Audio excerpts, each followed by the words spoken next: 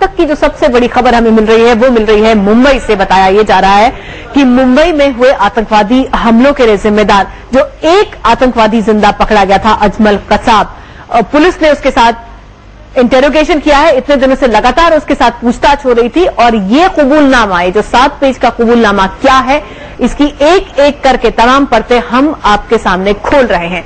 कसाब ने अपनी जिंदगी के बारे में जो कुछ पूछताछ के दौरान बताया, उसमें पहली बात यह कि वो गरीबी से मजबूर होकर आतंक की राह पर आया। 7 पन्नों का बयान है अजमल कसाब का, जिसमें कई चीजें उसने अपनी जिंदगी के बारे में बताई हैं और यह भी बताया कि कैसे वो आतंकवादी बना। गरीब परिवार था इसीलिए आतंकवादी बना, पहली चीज। दूसरी ये कि सिर्फ 4वीं क्लास तक वो पढ़ा हुआ है और जब पिता से उसका झगड़ा हुआ तो उसके बाद वो घर छोड़कर लाहौर चला गया। ये अजमल कसाब ने अपने कबूलनामे में कहा है। लाहौर में जाकर उसने मजदूरी की और फिर झेलम के शफीक से उसकी मुलाकात हुई। शफीक से संपर्क में आने के बाद अपराध की दुनिया में कसाब ने कदम रखा। तो ये कुछ चीजें हैं जो कसाब ने अपने बारे में पुलिस को पूछताछ के दौरान बताई। लेकिन हमारे संवाददाता इस वक्त हम आपको सीधे लिए चलेंगे मुंबई आर एस चंद्रा के पास। उनके पास ये पूरा का पूरा कबूलनामा है, जो भी बातें उसने बताई हैं। माफ कीजिए, हमारे संवाददाता विवेक भट्ट इस वक्त हमारे साथ मुंबई में हैं। हम सीधे विवेक के पास आपको मुंबई ले चलते हैं। विवेक, सबसे अहम बातें इस 7 पेज के कबूलनामे में क्या है? जी देखिए रितुल, ये जो कबूलनामा जो इस वक्त मेरे हाथ में है, उसके अंदर जो कासब है उसके जन्म से लेकर अभी तक का उसने सारा ब्यौरा दिया है। एक एक चीज उसमें बताई गई है। इसमें सबसे महत्वपूर्ण बात यह है कि रावलपिंडी में एलईटी के स्टॉल्स लगते हैं, जो कि उसके अंदर साफ कबूल किया है कि पाकिस्तान के रावलपिंडी इलाके में एक बाजार है, वहां पे ये स्टॉल लगते हैं और वहीं से एलईटी अपना रिक्रूटमेंट करती है। ये और इसका एक और दोस्त था, वो रॉबरी करने के इरादे से निकले थे, लेकिन उनके पास हथियार नहीं थे। तो ये एलईटी के स्टॉल पे पहुंचे कि वहां से उनको हथियार मुहैया कराया जाएगा। जब वो एलईटी के स्टॉल पे पहुंचे तो उनसे एक फॉर्म फिलअप कराया गया, 200 रुपए लिए गए उनसे और फिर उनको एलईटी में शामिल करा दिया गया। 3 तरह की ट्रेनिंग इनको दी गई थी।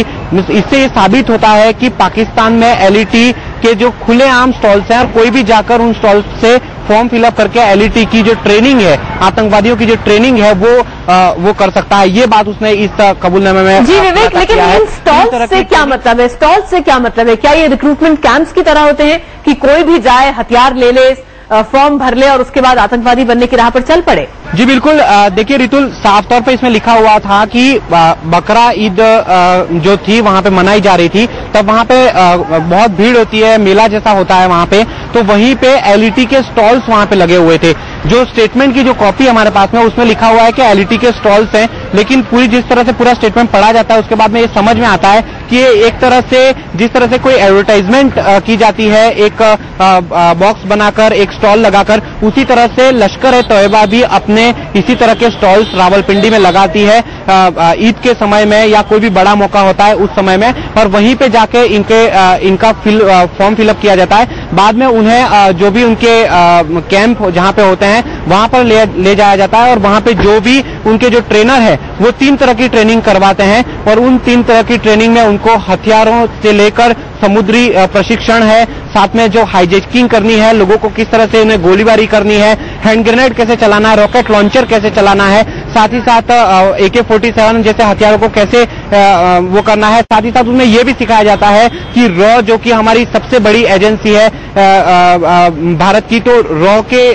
पुलिसकर्मी कैसे, रॉ के कर्मचारी कैसे काम करते हैं, हमारा सुरक्षा दल कैसे काम किया जाता है। साथ ही साथ उन्हें कई जिहादी सीढ़ियां भी दिखाई जाती हैं, उन्हें गुमराह किया जाता है, उनका ब्रेन वॉशिंग का काम कराया जाता है और जहां कहीं भी ऐसे कोई हादसे होते हैं उन्हें तोड़ मरोड़ कर उन्हें पेश किया जाता है कि देखिए मुस्लिमों पर किस तरह से जुल्म होता है। ये कहीं ना कहीं उनके दिमाग में ठूसा जाता है और उसी के आधार पर उन्हें तैयार किया जाता है एक आतंकवादी हमले के लिए। 3 तरह की ट्रेनिंग होती है, बड़ी कड़ी ट्रेनिंग है, इसमें साफ तौर पर लिखा हुआ है, पूरी दिनचर्या इस कॉपी में लिखी हुई है कि किस तरह की उनकी कड़ी से कड़ी जो ट्रेनिंग होती है वो दी जाती है। साथ ही साथ इन्हें कई तरह के वीडियोस दिखाए जाते हैं। एक जगह ये खुलासा करता है कि करीब 32 लोग थे हम इस ट्रेनिंग में, जो आखिरी थर्ड जो स्टेज होती है ट्रेनिंग की, जिसमें एक चाचा करके जिसको बुलाते थे वो, तो उन्होंने 32 लोगों में से 15 लोगों को सेलेक्ट किया था, जिसमें से 3 लोग भाग गए थे।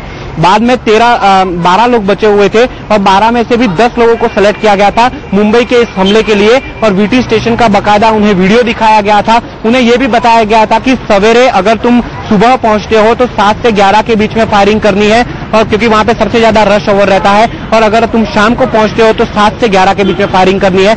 ये तमाम चीजें उसने अंदर कबूली है। एक एक चीज बताई है। साथ ही साथ उसने ये भी बताया कि 5 टीमें बनाई गई थी, हर टीम में 2-2 लोग थे और हर टीम का एक नाम भी दिया गया था। इसका नाम जो अबू इस्माइल जो था, जो मारा गया है इसमें, इसका साथी, और ये कासब, दोनों की टीम का नाम वीटीएस दिया गया था। ये बताइए विवेक, किस तरह की ट्रेनिंग थी, क्या क्या सिखाया जाता था, ये तो इसने बताया कबूलनामे में, लेकिन क्या एलईटी के किसी बड़े आका का नाम भी लिया कि उन लोगों के संपर्क में आया और फिर उन्होंने ट्रेनिंग दी?